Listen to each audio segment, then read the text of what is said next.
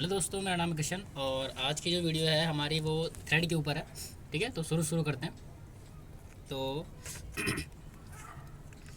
Threaded fastener शुरू करते हैं कि मतलब है क्या, ये आया कैसे, इस तरीके से। ठीक है, in all kind of joining the various part are held together by devices known as fastening and the element by which the part are joined are called fasteners or fastening elements.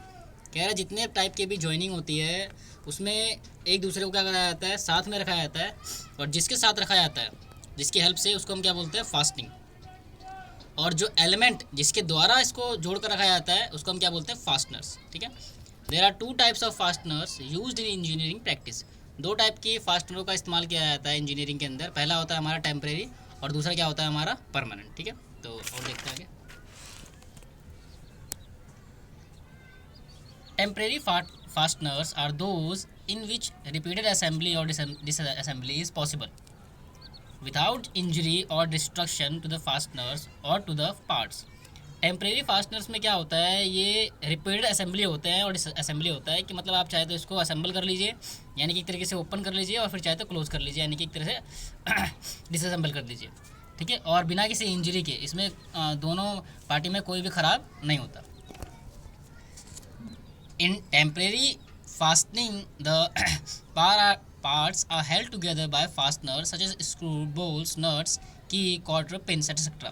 Temporary के अंदर parts को जो एक साथ जोड़ कर रखा जाता था वो नट हो गया, स्क्रू बोल्ट, कीज़ हो गए, क्वार्टर्स हो गए, पिन हो गए, इनकी हेल्प से रखा जाता था।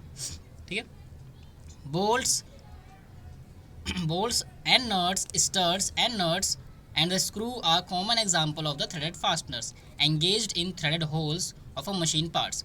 जैसे कि थ्रेड के हिसाब से भी है।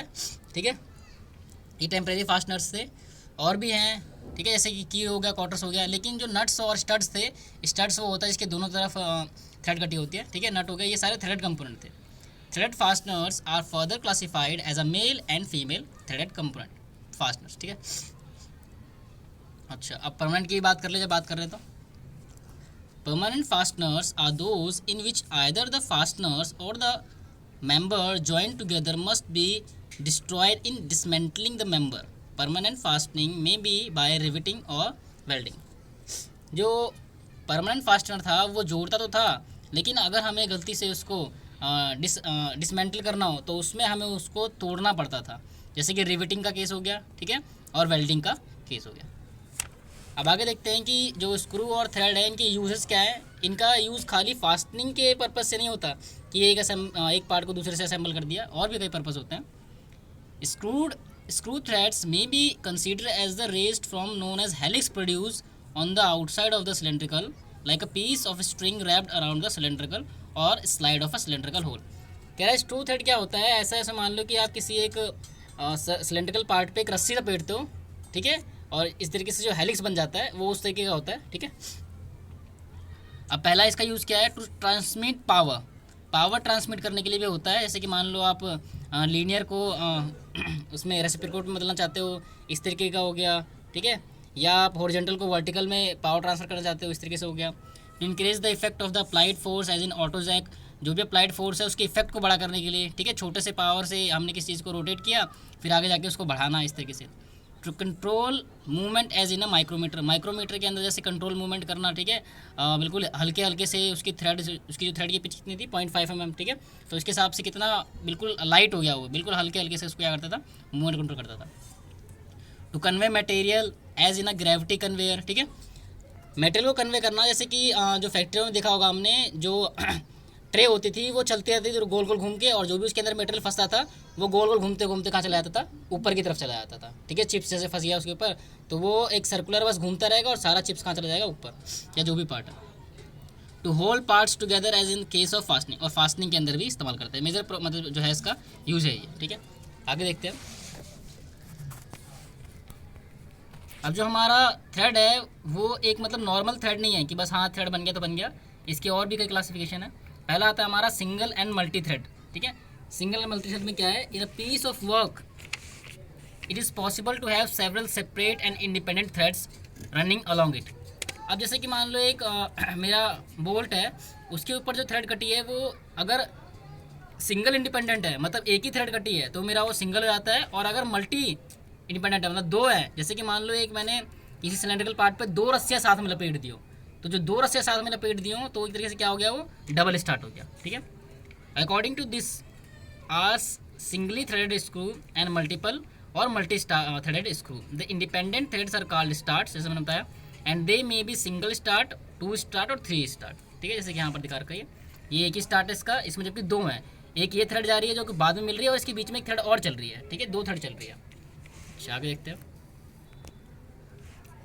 For one complete turn around the screw or bolt, when there is a movement of one thread, the screw is called single।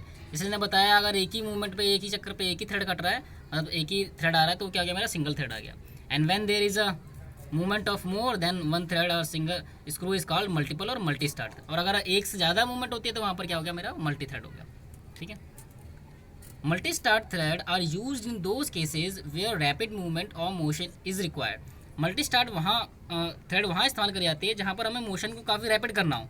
ठीक है, जिसमें ज़्यादा टाइम ना लगा, वैसे कि बोतल की कैप को बंद करने में ज़्यादा टाइम ना लगे, नहीं तो वही बंद करते रह जाएंगे। ठीक है, स्क्रू प्रेस हो गया इसमें। ठीक है, आर गुड एग्जाम्पल, या मेरा ये फाउंटेन पेन हो गया, जब पेन बंद करते हैं तो एकदम से बंद हो जाता है, हल्का सा हाथ घुमाया बंद हो गया, जबकि वहाँ से वहाँ तक की अगर देखें तो थ्रेड कितना ज़्यादा होता है।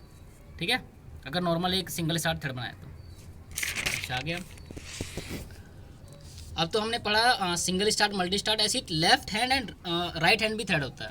ठीक है, screw thread may be made either right or left handed. A right handed thread is one in which nut must be turn in right handed direction to screw in it on.